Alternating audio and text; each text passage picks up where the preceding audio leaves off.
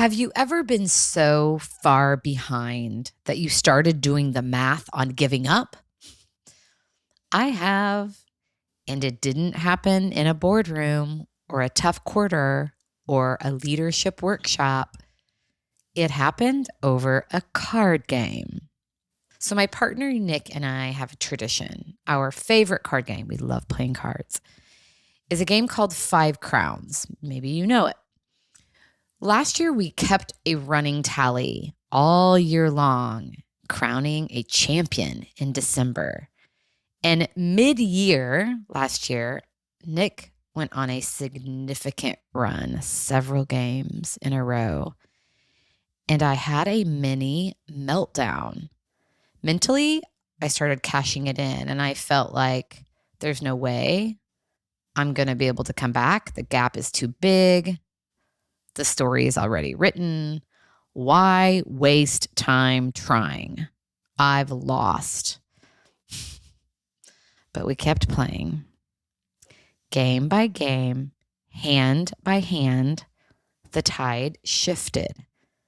And by the end of the year, I had won. There's a famous F. Scott Fitzgerald quote, "Never confuse a single defeat with a final defeat."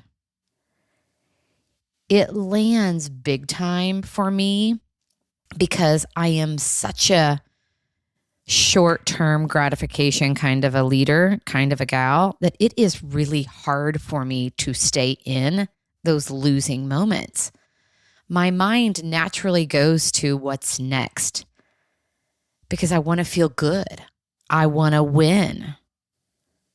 Never confuse a single defeat with a final defeat. It is a very different mindset. And it has reminded me of something that is so important for all of us as leaders. How quickly we can decide that it's over. A project that hits a wall, a hire that doesn't work out the way we hoped. A strategy gets traction and then stalls. And just like me in that card game, something in us starts doing the math, adding up the losses, writing the ending before the story is finished. And here's another thing that I've noticed. The way that you handle a setback as a leader, as a human, doesn't stay private. Your team is watching. Your people are watching. I had a friend recently tell me that he and his wife were playing cards and she went up huge. And he said to her, like, well, I could cash out right now. He said, Andrea would have already rage quit. And he was laughing because he knows the story of my meltdown. But it was a reminder to me that people are watching. They are taking cues from you. What you do and how you handle those situations, that says a lot. When you mentally check out, people feel it. When you stay in the game, they stay in it with you. So hard feedback. I mean, as he was telling me, he was laughing. He probably had no idea that that really struck a chord. But it was a reminder to me, like, that's not the leader that I want to be. That's the part that we don't talk about enough. Is resilience. It isn't just a personal trait. It's a signal. It tells your people, your team, what's allowed, what's possible, whether it's safe to keep trying when things get hard.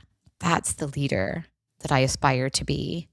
A reminder that it's safe to keep trying when things get hard. The people you lead who are in the middle of their own losing streak right now, the ones who are struggling with a new role, the ones who just missed their numbers, the ones who are this close to giving up on themselves, they don't need a pep talk. They need you to stay in the game with them, to not write their ending too early. It's so good. So here's the reflection for today. Where are you treating a temporary setback like a final outcome? In your own leadership or in someone you lead?